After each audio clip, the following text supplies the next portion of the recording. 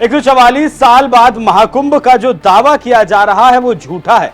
Bharatiya Janata party कह रही है कि 144 साल बाद ऐसा कुंभ आया है। ये तारीख किसने तय की? क्या भाजपा वाले साइंटिस्ट हैं? महाकुंभ कोई शब्द नहीं है, क्योंकि इनको महाआयोजन के लिए पैसा निकालना था। लोगों को गुमराह किया था। 144 साल बाद कुंभ हो रहा है।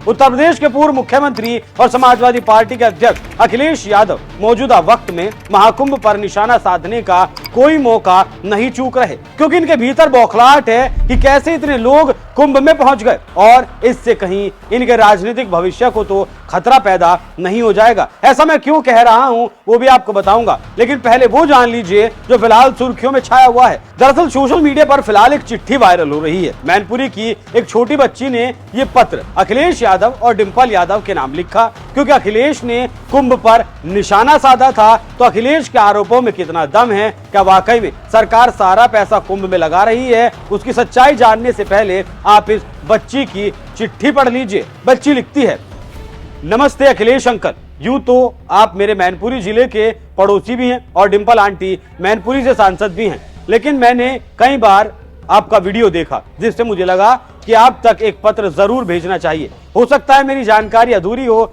लेकिन मैं इतना आपसे कहना चाहती हूं कि जिस सनातन धर्म के बारे में आप सवाल खड़े कर रहे हैं, तो आपको ये बता दूं कि करोड़ों की संख्या में लोग वहां स्नान करने पहुंचे हैं, इसलिए आस्था का सवाल है। महाकुंभ के बारे में कह रहे हैं कि 144 साल बाद कैसे आया, उसके बारे में मैंने पढ़ा और जाना, यूट्यूब और गूगल पर खोजा, वो आपको बता रही हूँ। अखिलेश अंकल, जब प्रयागराज में लगने वाला 12वां कुंभ पूरा हो जाता है तब ये विशेष अमृत योग बनता है। इसे 144 वर्षों में एक बार का अवसर माना जाता है। इस योग के दौरान मकर संक्रांति से लेकर महाशिवरात्रि तक त्रिवेणी संगम में स्नान करना अत्यंत पुण्यदायी माना जाता है। तो यूं इस महाकुंभ में आप भी स्नान कर के आए हैं। गूगल सर्च करने पर आपकी फोटो देखी थी। ये हम सबके लिए गौरव की बात है, लेकिन आपसे अनुरोध करते हैं कि आप सनातन धर्म के बारे में अधिक जानकारी करें। जैसा कि मेरे पापा बताते हैं कि आप बड़े राजनेता हैं, इसीलिए आपसे ये उम्मीद नहीं कि आप सनातन धर्म पर कोई टिप्पणी करें। इससे मैं आहत हो रही हूं,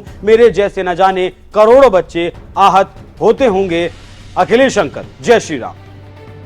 जब आप भी इस कुंभ की विशेषता के बारे में सर्च करेंगे तो आपको भी यही तथ्य जानने को मिलेगा, लेकिन अखिलेश यादव को शायद ये तथ्य दिखा नहीं, और अगर दिखा तो समझ नहीं आया, क्योंकि 2 बार चुनाव हार चुके हैं और तीसरी बार का विधानसभा चुनाव 2027 में है। और जिस तरह से अब तक 50 करोड़ से ज्यादा श्रद्धालु इस कुंभ में आस्था की डुबकी लगा चुके हैं, उससे वो अपने राजनीतिक भविष्य को लेकर थोड़े चिंतित नजर आ रहे हैं। तो अखिलेश यादव को ये समझ लेना चाहिए कि सरकार ने गुमराह तो नहीं किया। अब अखिलेश ने दूसरा आरोप लगाया कि लोगों को पैसा तो निकालना था।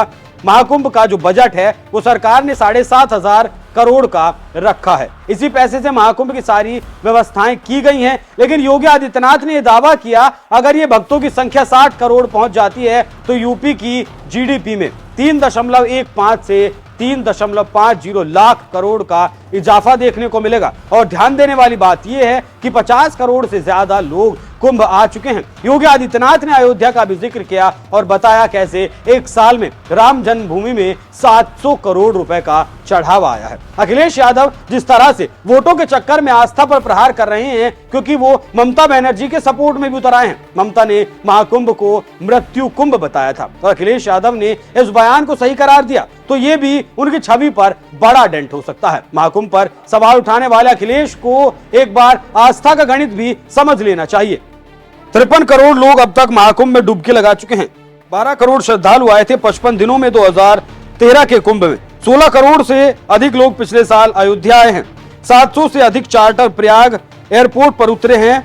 40 रोजाना फ्लाइट के अलावा 5 से 6 लाख लोग रोजाना ट्रेन से आ रहे हैं प्रयागराज।